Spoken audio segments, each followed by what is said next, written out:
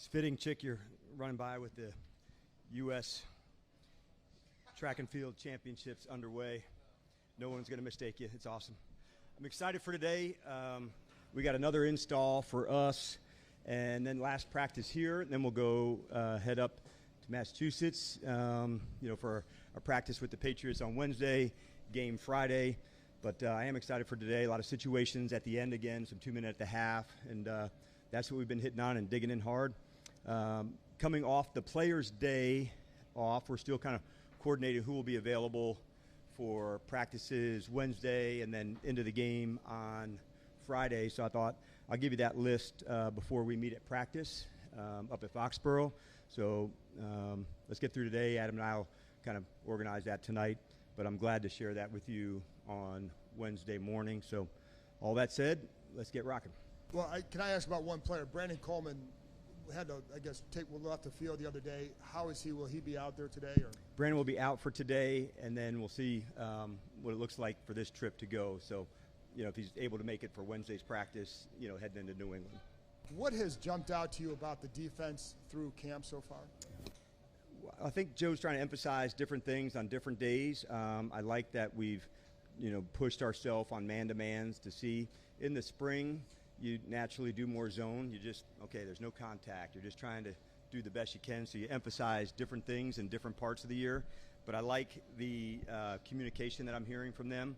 I like the rotation and utilizing the big guys in different ways. But we're got a long way to go in terms of how we want to get the ball.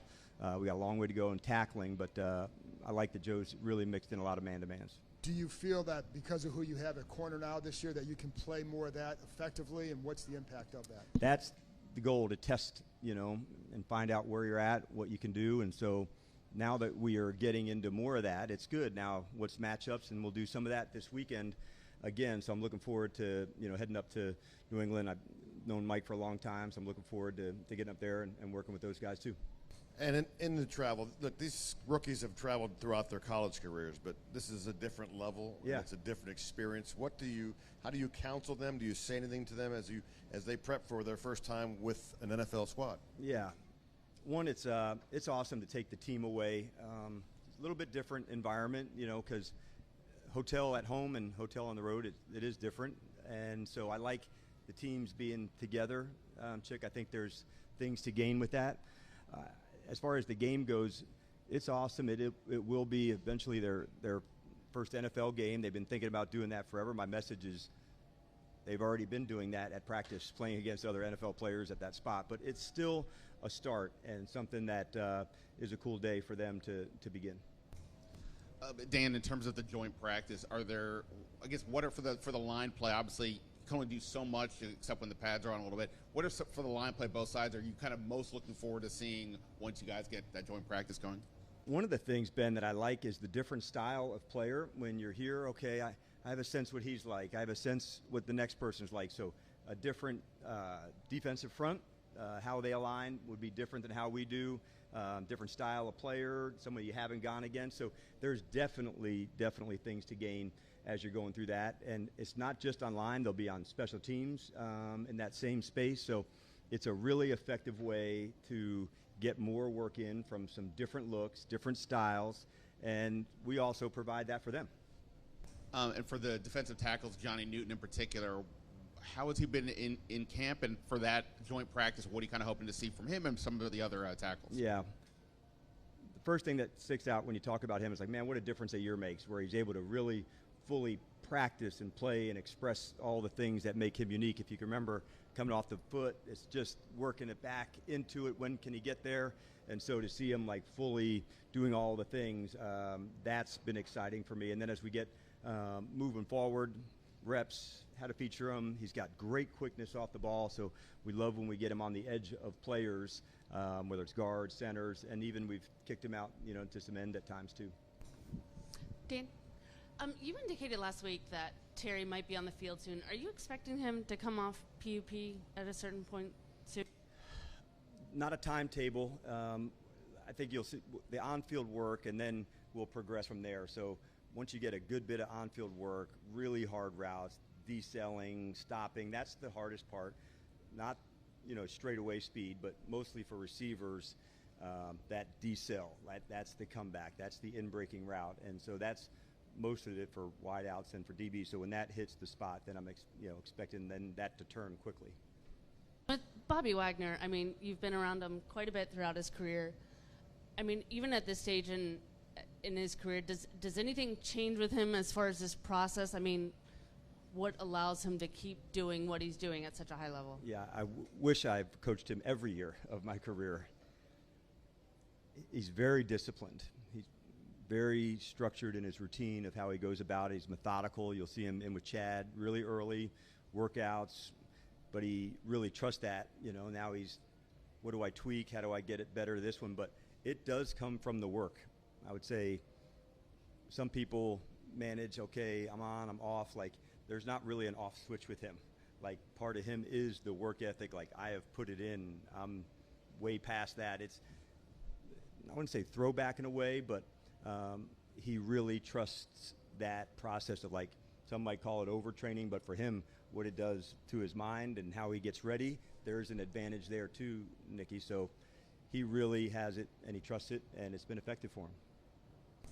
Hey, Dan. Morning, Dave. I know the offensive line is a unit, and it's including the tight ends as well, but specifically with Tunsil and Coleman, do you see them having the kind of potential where they can be the place you run by on 3rd and 1, 4th and 1, like on a regular basis, just because they're so talented that it's hard to kind of stop them? It's cool to see they're unique, and now we've seen both pull. How do you get out and go? So whether it's a guard pull on a counter or both guard and tackle pulling, just the tackle, maybe on a sweep or a toss play, and that jumped out to me, that usually you don't have that type of flexibility. Oftentimes there's one really good puller, and sometimes it's the left guard when you're running into this side. If you think of like a Hall of Famer like Alan Faneca or somebody, like, you knew where the play was going because he was going to pull, and they still ran it well because he was that good at it. When you have the flexibility to move and be dominant, get into the combinations, it's a big deal for us. And part of our offense is being at the line and being aggressive, but having that ability to pull and move, that's a hard thing defensively to defend.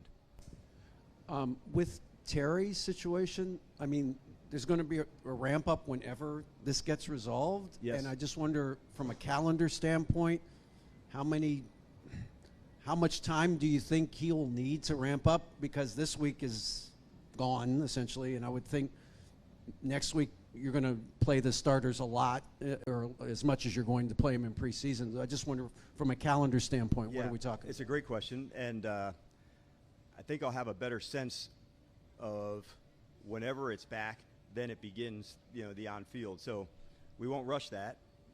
It's too important, but all of the guys need that at any position, at any spot. And so it really depends on the return.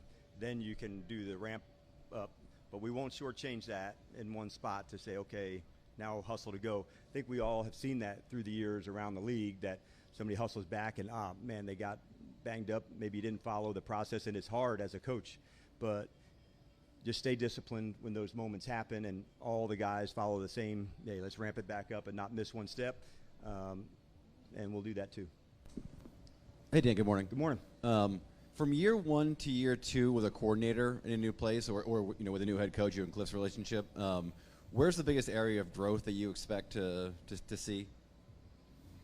We're fortunate that not just at the coordinator, but at the assistant level, we had just an unusual year where people had a chance to move, and they ended up staying. And so that was a big deal. I think it comes from the staff part first, of collaboration. When you're first putting in a system at the coordinator level, you're the resident expert in that area, and there may be new people that you haven't worked with, and you're feeling that part out. Well, now you've gone through that, ups, downs, highs, lows, and you can really collaborate at a higher level. And so that can kind of raise the standards of things, because you've been through the adversity, which, like, all staffs are going to go in the spring when you're new, like, hey, the scoreboard's not on, all is good, and then you lose a few games, or the unit doesn't perform as well, and fixing problems, building relationships with players, those are big deals. And so I think what I would expect year 1 to 2, it's collaboration, not just offense to offense and defense to defense, but together. And now that you can do that, I think then you can really set yourself up, because now you're communicating. Hey, man, this is hard. That was a good play, and I'm seeing that with the staff, and that brings me a good peace of mind. I think it's been a second since we asked you about Cosmi, how he's doing. How's his progress, and do you feel like week 1 is still like on the table as a potential? Yes, definitely still on the table. And once the decision comes with off PUP or not, we still have a few weeks until we're even into that discussion. But the load bearing, the strength, the quad strength is usually the thing that you're always testing when you're coming back from an ACL, and then taking on power, like a guy pushing. And so he's doing a lot of field work. We're pleased with where he's at. He's absolutely busted his ass to, put himself into a spot to do that, but it's too early to call. Although he's hitting all the marks, I wouldn't want to speculate just not knowing him on the field around the guys. Because just like DA was talking, like no matter what, it takes timing and skill work, and not just by yourself individual work. So it's the practice that matters the most, getting the practice reps with the team. Hey, good morning, Coach. Good morning. I know every staff can be a little bit different how they operate. At this point in the training camp session, how much are you guys operating on the full playbook, and how much are you operating on like an install playbook, for lack of a better term? I don't know what you call it. Yep, we're still at the install spot, so we have a few more to go. There's one today of some things that's going in, and then when we come back from that trip, there's a little bit of a extended time between the New England game and the Cincinnati game, so it allows us to go into that more. So what we'll do in that part, David, also service one of what does the offense need to see more of against the defense, and vice versa.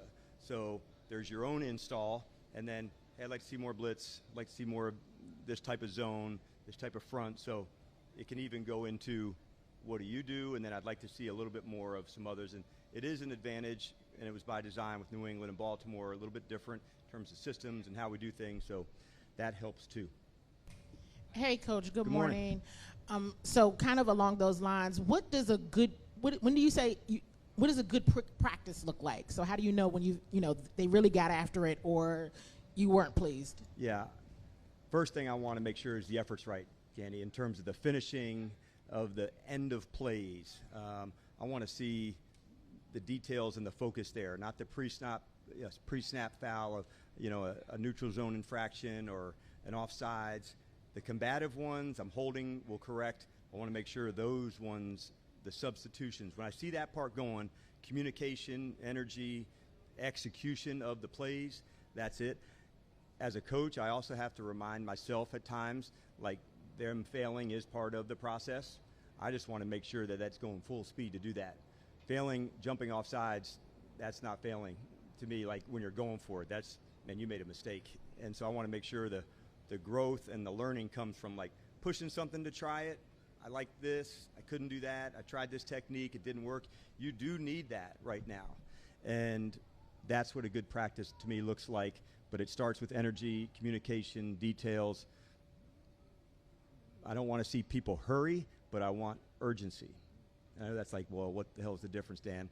I can feel urgency the way they get to the line of scrimmage, the way they communicate, the speed of the motion, but not being like,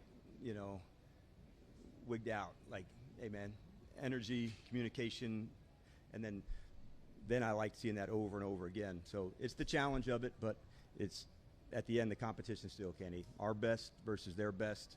That's how you get really good ball, and it's going to go one or the other. So at a practice, it's not like everything's great because somebody's winning and losing the play. So it kind of should go back and forth. If it slants one way all the way, I'm like usually concerned on that too. So a lot of long answer, but it's fun to go through. Hey, Coach. Last week you worked on the red zone quite a bit. For both sides of the ball, did you see the pressure that you wanted from the defensive side, and did you see the execution from the offensive side? Yeah, we also did it even at the end of the game, which I loved. Twice now we've had a time where it came down to a moving clock, end of the game play. And that even adds an extra layer of intensity, Donna, because the clock's running, You don't get the play in from the sideline to huddle up, give you your best play. You're on the ball and doing that. So I enjoy that even more. So the most of the time down in the red zone, I'm wanting to find out, can we push it from time? Can we push it from last play? And sometimes it doesn't go like you want it to, but you do learn from that, and we'll have some more of that today. But I think those moments that this is either the last play or the next to last play, it has to be in the end zone. If it's short, you're going to run out of time. It adds a layer of stress because you're competing, your techniques, the defensives, and the clock and the time. So, like, that's why I like some of the red zone and 2-minute, because it combines all three of that into a storm that's awesome. All right. Thanks, everybody.